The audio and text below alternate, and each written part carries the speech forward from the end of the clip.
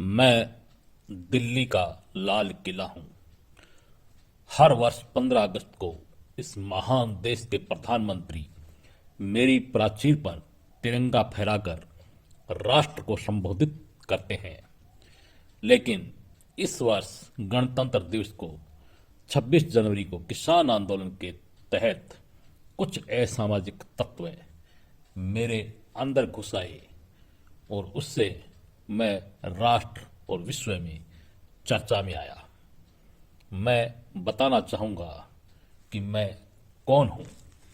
मेरा निर्माण भारत के बादशाह शाहजहां ने करवाया, जो उस समय के सबसे समृद्ध सल्तनत के बादशाह थे।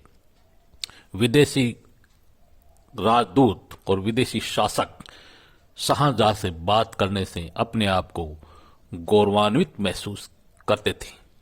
मैंने शाहजहां के बेटे दाराशिकोह, शुजा, मुराद और औरंगजेब को जवान होते देखा और कई साल बाद यह भी कि औरंगजेब ने किस तरह से अपने भाइयों के खून पर कदम रखकर हिंदुस्तान की गद्दी हथियाई।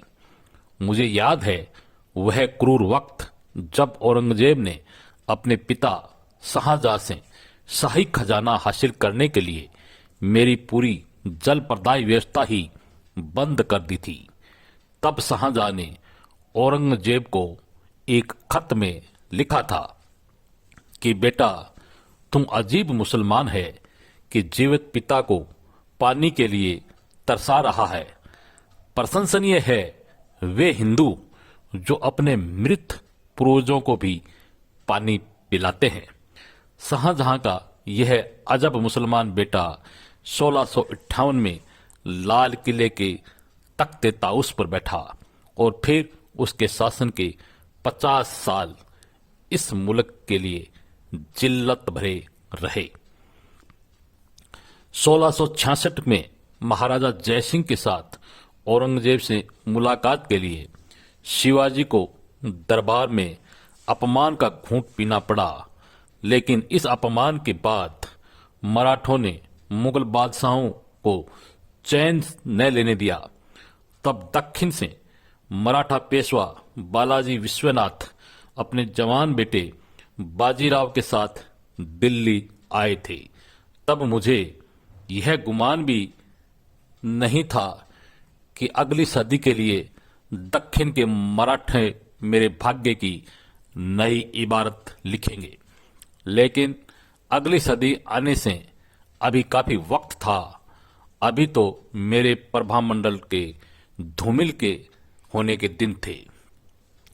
ईरान के आक्रांता नादिर शाह ने दिल्ली की सड़कों पर कत्लेआम किया।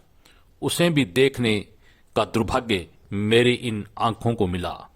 यह बात 1739 की है, जब बादशाह मोहम्मद शाह रंगीला का शासन था। उसी दौरान नादिर शाह ने दिल्ली पर कब्जा कर लिया। एक झगड़े में कुछ ईरानी सिपाही क्या मारे गए। नादिर शाह ने दूसरे दिन ही दिल्ली में कत्लेआम का हुक्म दे दिया, जो 8 घंटे चला, जिसमें दिल्ली के करीब 30,000 नागरिक मारे गए।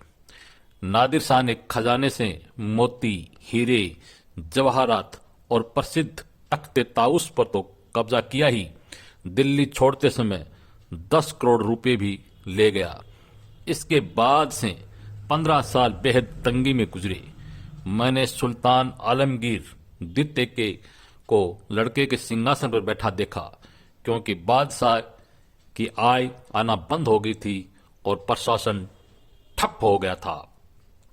1761 की पानीपत की लड़ाई में जब अफगान अहमद शाह अब्दाली जीता, तो उसने न सिर्फ मेरी सारी दौलत हड़प ली, बल्कि हरम की महिलाओं को भी उसने कब्जे में ले लिया था।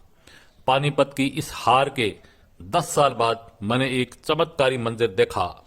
मुगल बादशाह शाह आलम ने अपनी रक्षा की खातिर 1784 में मराठा सरदार महादाजी सिंधिया को अपना वकील ए मुतल्लक बना लिया। यानी काल चक्कर अब उल्टा घूम गया था और साल 1666 में हुए शिवाजी का अपमान का बदला ले लिया गया। और फिर मैंने अंग्रेजों की बढ़ती हुई ताकत को भी देखा।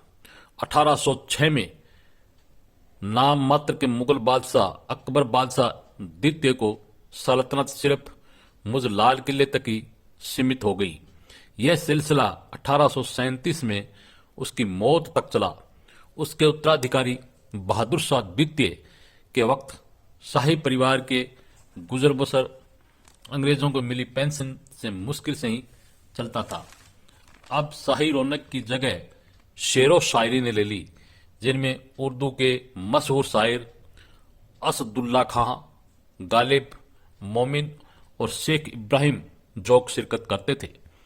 उनकी आला शायरी पर मैं कई बार वाह वाह किए बगैर नहीं रह सकता था, लेकिन यह भी तब खत्म हो गया जब 1857 के विद्रोह में शामिल होने के कारण अंग्रेजों ने बहादुर शाह को बंदी बना लिया और मेरे सामने ही बादशाह पर मुकदमा चला। उन्हें देश निकाले की सजा दी गई। मुझसे विदा होकर अपनी बीवी, 2 बेटों और एक बहू के साथ उन्हें रंगून जाना पड़ा और कुछ साल बाद उनकी मौत हो गई। 1945-46 में आजाद हिंद फौज ने देश के देशभक्त सेनानियों पर देशद्रोह का मुकदमा भी मेरे सामने ही चला।